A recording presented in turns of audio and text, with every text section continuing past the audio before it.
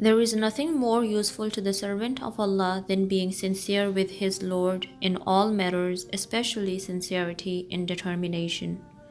The servant should be sincere in both his determination and in his deed.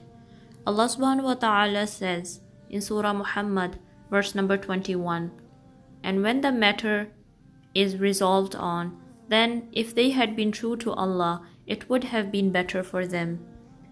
He will find happiness by being sincere in both determination and the truth of his deeds. Sincerity of determination is achieved through resolving and removing any hesitation. If he is sincere in his determination, the truth of his deeds still remains to be fulfilled, which is dedicating one's power and efforts without losing anything from either the inner or the outer. Determination prevents weakness of will and intention, and the truthful deed prevents him from laziness and apathy. And whoever is true to Allah subhanahu wa ta'ala in all matters, Allah will grant him more than he does with others. This truth is a means that results from combining true sincerity and pure trust. The most truthful among people are those who are granted these characteristics.